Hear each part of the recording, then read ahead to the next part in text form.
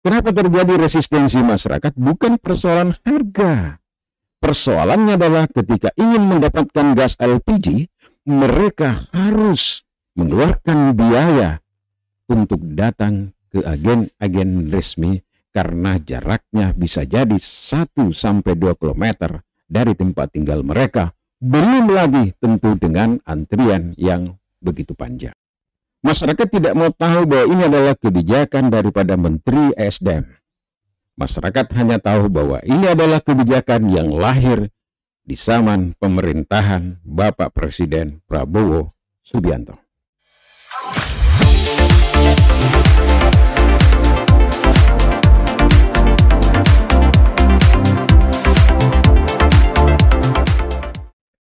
Assalamualaikum warahmatullahi wabarakatuh. Selamat berjumpa kembali bersama saya Bang Ilo di kesempatan kali ini.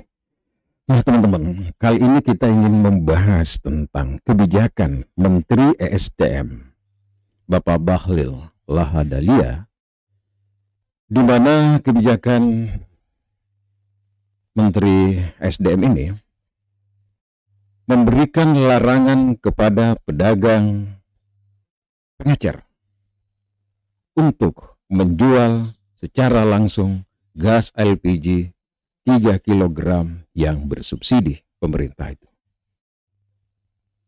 Akibat larangan tersebut yang berlaku di bulan Februari tersebut menemui banyak resistensi, kritik yang tajam, bahkan masyarakat melakukan upaya demo agar kebijakan tersebut dianulir kembali. Kenapa masyarakat melakukan resistensi, melakukan gugatan? Lalu kenapa pedagang kecil juga ikut resah? Pedagang pengecer yang selama ini aman-aman saja mendistribusi dan menjual gas LPG 3 kg tersebut yang bersubsidi pemerintah.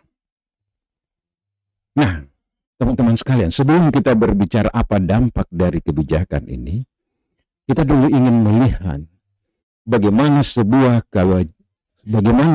kebijakan dilahirkan tanpa melalui proses persiapan dan pertimbangan yang matang.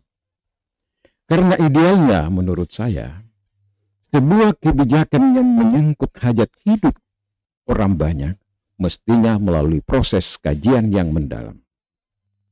Tentu harus melalui persiapan rapat koordinasi, kemudian sharing dengan berbagai pihak, leading sektor yang terkait dengan kebijakan tersebut, termasuk kepada masyarakat pengguna, termasuk kepada pedagang pengecer, termasuk kepada pangkalan yang resmi setelah ditunjuk oleh Pertamina.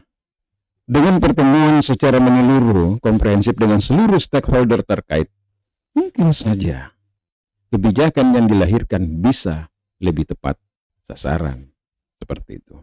Karena semua terlibat di dalam proses pengambilan keputusan. Yang kedua, teman-teman sekalian, yang perlu juga dipahami di sini adalah kebijakan ini memberikan impact tentu yang sangat besar. Paling tidak ada dua. Yang pertama adalah pedagang pengecer itu sendiri. Pedagang pengecer yang boleh dikata pedagang marginal, pedagang kecil itu jumlahnya jauh lebih besar di tanah air ini dibandingkan dengan agen resmi yang ada di Pertamina. Pedagang kecil ini hanya sedikit mendapat keuntungan kecil dari proses penjualan gas LPG yang langsung bersentuhan dengan masyarakat yang ada di sekitar. Saya garis bawahi, saya stressing, bersentuhan langsung dengan warga atau masyarakat yang ada di sekitarnya. Beda dengan pangkalan.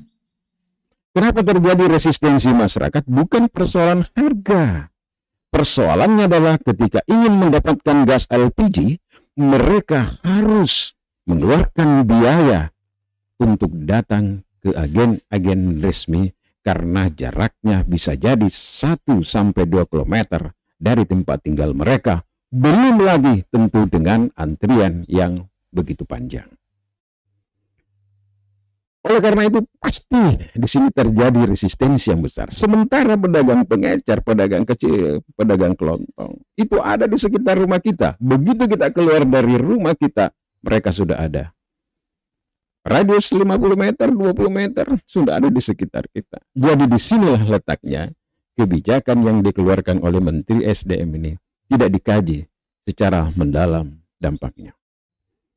Yang kedua, pedagang pengecer ini jumlahnya tentu sangat banyak sekali. Kalau mereka tiba-tiba dilarang untuk menjual, pasti kehilangan sumber pendapatan. Dan ini menjadi hal yang tidak populer tentu di mata rakyat atas kebijakan yang dikeluarkan oleh pemerintah.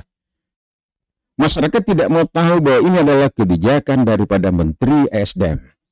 Masyarakat hanya tahu bahwa ini adalah kebijakan yang lahir di zaman pemerintahan Bapak Presiden Prabowo Subianto. Itu yang ada di benak masyarakat. Oleh karena itu, mestinya seluruh pembantu-pembantu presiden mulai dari kementerian dan kelembagaan yang ada ketika melahirkan sebuah kebijakan yang dianggap memungkinkan untuk terjadinya resistensi atau memberikan dampak yang luas kepada masyarakat harus dikaji secara mendalam. Nah, teman-teman sekalian, setelah ini menjadi viral,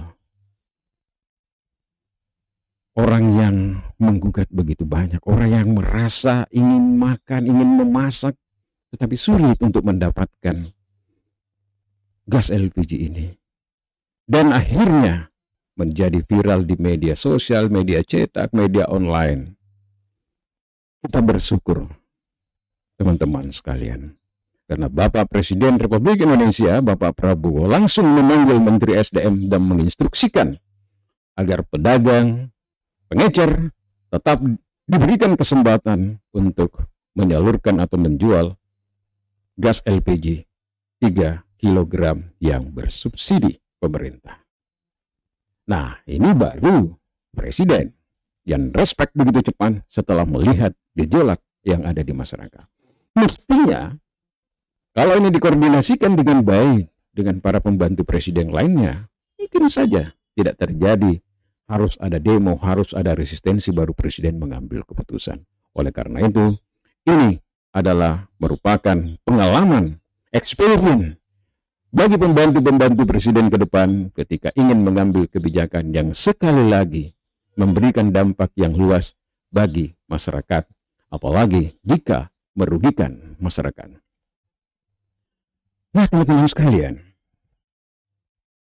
Bapak Presiden Prabowo Subianto itu memiliki sikap dan ketegasan tersendiri. Setiap presiden tentu memiliki karakter tersendiri. Dan kita sangat hormat kepada beliau karena bisa dengan cepat mengambil keputusan untuk mengembalikan bahwa gas LPG 3 kg tetap masih bisa dijual oleh pedagang-pedagang kecil atau pengecer yang selama ini sudah banyak membantu pemerintah. Dengan catatan, tapi tetap tujuan daripada pemerintah untuk mengembalikan daripada harga supaya tidak ada yang bermain-main dalam tanda kutip tetap dilakukan oleh pemerintah. Dengan catatan, agen-agen yang sudah resmi ini tetap melakukan kemitraan dan pembinaan dengan pedagang-pedagang pengecer.